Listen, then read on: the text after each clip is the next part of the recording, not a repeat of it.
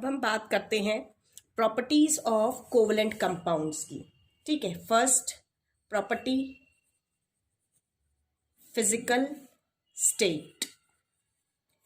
Physical state की बात कर रहे हैं तो यूजुअली आपके कोवलेंट कंपाउंड्स होते हैं यूजुअली लिक्विड और गैसियस स्टेट में एग्जिस्ट करते हैं, लेकिन कुछ हमारे पास सॉलिड स्टेट में भी हैं। Only some of them are solids. आपको एग्जाम्पल्स पता होने चाहिए। जैसे सॉलिड के एग्जाम्पल हम देखते हैं तो आपके पास वैक्स है, ग्लूकोज है, यूरिया है, आपका आयोडीन है, सुक्रोस है,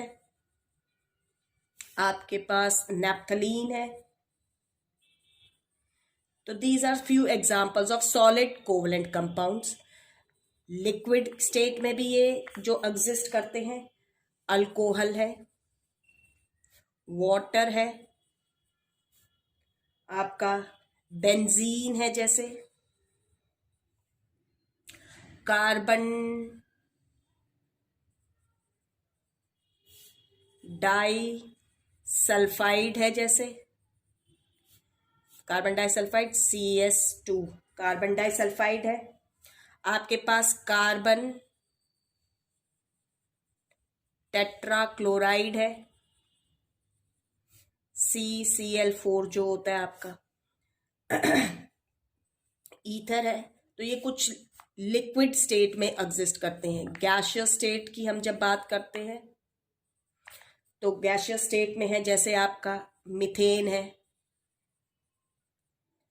इथेन है, इथीन है,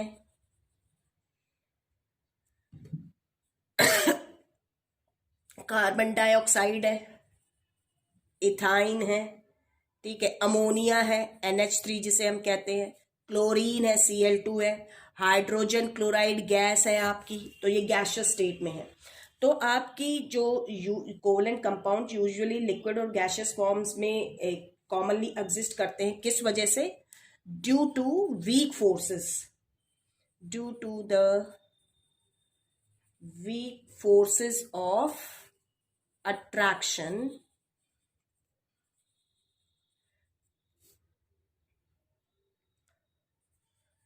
between their molecules।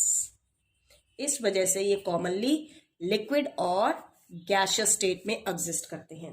Second property हम डिस्कस करते हैं melting and boiling point.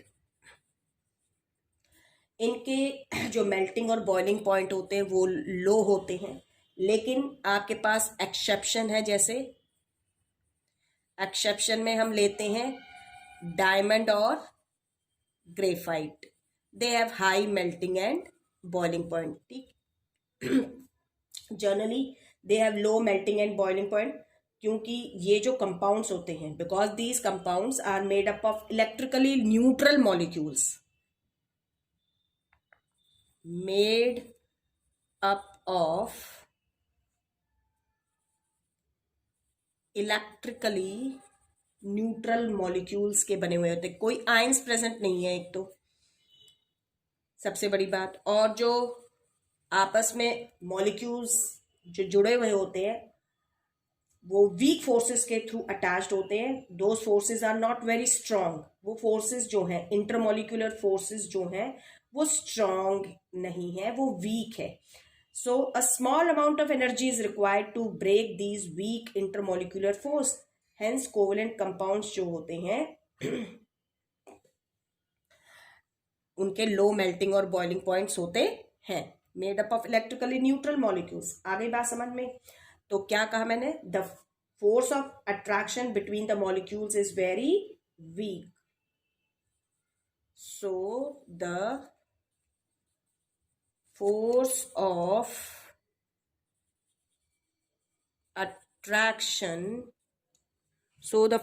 attraction between the molecule is very weak. Only a small amount of heat energy is required to break these weak molecular forces.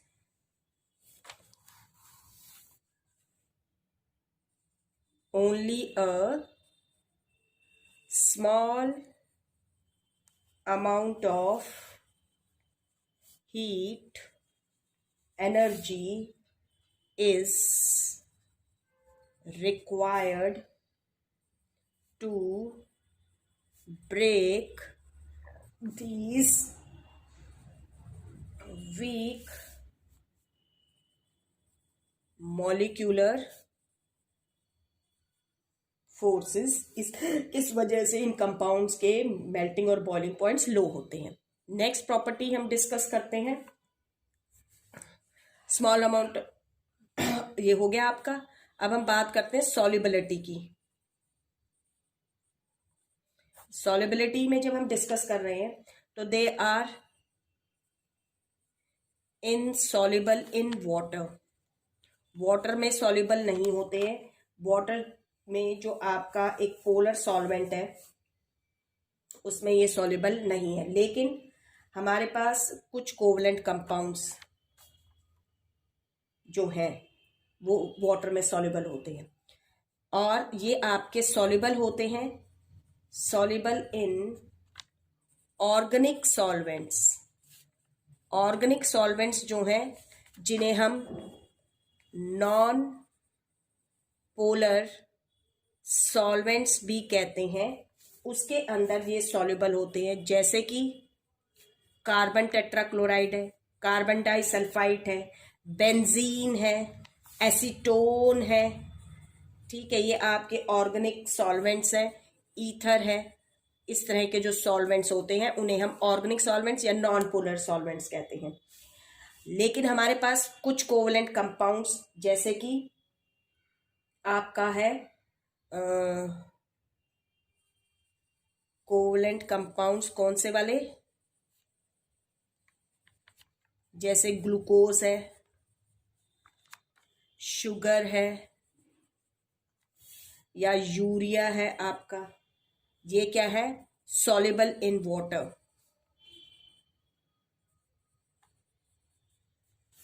आपके इसके अलावा polar covalent compounds भी होते हैं हमारे पास. कुछ पोलर कोवलेंट कंपाउंड्स जैसे कि HCl है, अमोनिया है. ठीक है, they are also soluble in water. ये भी आपके पानी में सॉल्युबल होते हैं. नेक्स्ट प्रॉपर्टी हम बात करते हैं इलेक्ट्रिकल कंडक्टिविटी की. इलेक्ट्रिकल कंडक्टिविटी हम जब डिस्कस करते हैं तो they do not conduct electricity. ये आपके नॉन इलेक्ट्रोलाइट्स हैं. Non electrolyte means do not conduct electricity. Electricity conduct नहीं करते हैं, या हम इन्हें कह सकते हैं कि ये हमारे क्या होते हैं, इंसुलेटर्स हैं. कोवलेंट कंपाउंड्स जो होते हैं दे आर इंसुलेटर्स. क्यों इंसुलेटर्स हैं? Because they do not contain इनके अंदर जो है आयंस प्रेजेंट नहीं होते हैं. They do not contain ions, इसीलिए ये इलेक्ट्रिसिटी कंडक्ट नहीं कर सकते. या हम कह सकते हैं कि इन कंपाउंड्स के अंदर जो बॉन्डिंग बनती है वो किसी भी तरह के आयंस फॉर्म नहीं करती है, इसीलिए ये इलेक्ट्रिसिटी कंडक्ट नहीं करते हैं. लेकिन आपके पास एक्सेप्शन है, जैसे कि हमने ग्रेफाइट पढ़ा था. ग्रेफाइट जो होता है उसके पास क्या है, फ्री इलेक्ट्रॉन प्रेजेंट है. वन फ्री इलेक्ट्रॉन होता है, एक फ्री इलेक्ट्रॉन्स होते हैं. फ्री इलेक्ट्रॉन्स होने की वजह से ग्रेफाइट जो है इट कंडक्ट इलेक्ट्रिसिटी. अब इनमें ना तो आयंस हैं और हम ये भी कह सकते हैं कि absence of free electrons. Free electrons भी नहीं प्रेजेंट होते हैं इनके पास. लेकिन ग्रेफाइट हो गया. आपका ऐसी तरीके से HCl है. हाइड्रो जो हाइड्रोक्लोरिक गैस है आपकी, ठीक है, जब इसको हम वाटर में डिसॉल्व करते हैं, when it is dissolved in water to form HCl acid, hydrochloric acid, तो इट कंटेन्स आयंस, इसके अंदर क्या होते हैं, contains ions, hence it can conduct electricity, तो ये इलेक्ट्रिसिटी कंडक्ट कर सकती है। इसके बाद नेक्स्ट प्रॉपर्टी जो हम बात कर रहे हैं वो है आपकी कि जो ये कोवलेंट कंपाउंड्स होते हैं, they are made up of molecules, ये आपके मॉलिक्यूल्स के बने हुए होते हैं। जो मॉलिक्यूल्स होते हैं कोवलेंट कंपाउंड्स में, ध्यान रखना है, molecules of covalent compounds have well defined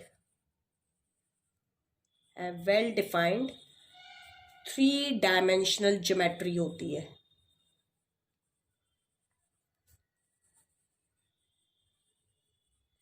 well defined 3-dimensional geometry present होती है। Now we will talk about the comparison. ये आप लोगों से पूछ लिया जाता है, comparison between ionic compounds and covalent compound, इनके बीच में कंपैरिजन एक बार डिस्कस कर लेते हैं कि आपके आयनिक कंपाउंड्स, हमने अब कोवलेंट कंपाउंड्स भी देख लिए, आयनिक कंपाउंड्स हमने मेटल्स और नॉन मेटल्स में पढ़े थे, ठीक है। तो जब हम कंपेयर करते हैं तो सबसे पहले कंपैरिजन में हम लोग लेते हैं, कंपैरिजन बिटवीन ये था, तो हम इसमें फॉर्मेशन को देखते हैं, ठीक है। फॉर्मेशन में हम देखते हैं कि जो आपका आयनिक कंपाउंड्स है, आयनिक कंपाउंड्स कैसे बनते हैं, ट्रांसफर ऑफ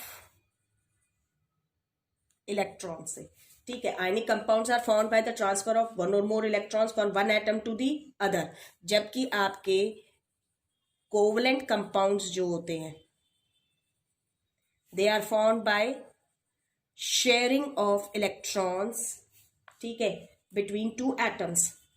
आपके आयनिक कंपाउंड्स जो होते हैं, they are formed between metals and non metals के बीच में बनते हैं, जबकि कोवलेंट कंपाउंड्स जो होते हैं, they are formed between non metals के बीच में बनते हैं। हम फिजिकल स्टेट की बात करते हैं, फिजिकल स्टेट में हम लोग देखते क्या है कि आयनिक कंपाउंड जो होते हैं जनरली दे अकर, ये आपके आयनिक कंपाउंड जो होते हैं they are generally occur in solid state, और वो भी क्रिस्टलाइन सॉलिड्स होते हैं, क्रिस्टलाइन सॉलिड्स होते हैं, ठीक है। जबकि कोवलेंट कंपाउंड्स जो होते हैं आपके जनरली लिक्विड्स और गैसियस स्टेट में एग्जिस्ट करते हैं, लेकिन कुछ हमारे सॉलिड स्टेट्स के भी होते हैं, अभी हमने देखा। थर्ड हम बात करते हैं सॉल्युबिलिटी की। सॉल्युबिलिटी में अगर हम देखते हैं तो आयनिक कंपाउंड्स जो होते हैं generally they are soluble in water, water में क्या है, वो सॉल्युबल है, ठीक है। लेकिन हमारे पास एक्सेप्शन है, कुछ आयनिक कंपाउंड्स जैसे कि बेरियम सल्फेट है, ठीक है, सिल्वर क्लोराइड है, they are not soluble in water. वहीं पर आपके पास कोवलेंट कंपाउंड्स हैं, दे आर सॉल्युबल इन हम कह सकते हैं do not soluble in water, लेकिन एक्सेप्शन अभी आपको बताया था, कोवलेंट कंपाउंड जैसे ग्लूकोज है, ठीक है, सुक्रोज है, या आपका अल्कोहल है, सॉल्युबल इन वाटर है। हमारे जो इन आयनिक कंपाउंड्स होते हैं insoluble in organic solvents, organic solvents जैसे अल्कोहल, ईथर, कार्बन डाइसल्फाइड, इसमें सॉल्युबल नहीं है, ठीक है। लेकिन आपके कोवलेंट कंपाउंड्स जो होते हैं they are soluble in organic, आपके ऑर्गेनिक सॉल्वेंट्स में ये क्या होते हैं, सॉल्युबल होते हैं, जिन्हें हम नॉन पोलर सॉल्वेंट्स कहते हैं। उसके बाद हम मेल्टिंग पॉइंट की बात करते हैं। मेल्टिंग एंड बॉइलिंग पॉइंट में क्या अंतर है, तो आप देखेंगे मेल्टिंग पॉइंट और बॉइलिंग पॉइंट में हम आयनिक कंपाउंड्स जो होते हैं दे have high melting and boiling points, ठीक है आपके, और जो कोवलेंट कंपाउंड्स होते हैं दे have low melting and boiling points. इसीलिए आपके लो मेल्टिंग पॉइंट और बॉइलिंग पॉइंट होने की वजह से आपके जो कोवलेंट कंपाउंड्स होते हैं they are volatile in nature, volatile nature के होते हैं due to their low melting and boiling point. इसमें एक्सेप्शन तुम्हें बता ही दिया था, डायमंड और ग्रेफाइट है, तो इसलिए यूजुअली वोलाटाइल होते हैं। और जो आयनिक कंपाउंड्स होते हैं दे आर नॉन वोलाटाइल, इसीलिए वो नॉन वोलाटाइल होते हैं। आपने देखा ना, पेट्रोल को खोलो तो हम कहते हैं कि बंद करके रखो, उड़ जाएगा, वोलाटाइल नेचर, ठीक है। नेल पॉलिश रिमूवर जो एसीटोन होता है उसको कहो तो उसको भी कहते हैं बंद करके रखो, अदरवाइज वो उड़ जाएगा, क्योंकि वोलेटाइल नेचर है, लो मेल्टिंग और बॉइलिंग पॉइंट होते हैं। नेक्स्ट हम डिस्कस करते हैं इलेक्ट्रिकल कंडक्टिविटी। इलेक्ट्रिकल कंडक्टिविटी को जब हम देखते हैं, ठीक है, तो हमारे पास क्या है कि जो आयनिक कंपाउंड्स होते हैं they conduct electricity, conduct electricity in molten state में या इन aqueous सॉल्यूशन। सॉलिड स्टेट में ये इलेक्ट्रिसिटी कंडक्ट नहीं करते हैं, ठीक है, जबकि कोवलेंट कंपाउंड्स जो होते हैं डू नॉट कंडक्ट इलेक्ट्रिसिटी। लेकिन इसमें एक्सेप्शन तुम्हें मैंने बता ही दिया था, ठीक है। आयनिक कंपाउंड्स के एग्जांपल्स देखते हैं, जैसे NaCl है आपका, मैग्नीशियम क्लोराइड है जैसे, आपका सोडियम ऑक्साइड है जैसे, ठीक है, मैग्नीशियम ऑक्साइड है आपका। तो ये कुछ एग्जांपल्स हैं कोवलेंट कंपाउंड्स के एग्जांपल, जैसे मीथेन है, अमोनिया है, अभी लिखे भी हैं हमने कितने सारे, CO2 है। तो these are some examples of ionic compound and this is the difference between ionic compounds and covalent compounds. ये इनके बीच में कुछ डिफरेंसेस हैं। नेक्स्ट उसमें हम देखेंगे कि हमारे जो फॉर्मेशन होती है कुछ कोवलेंट कंपाउंड्स की वो कैसे होती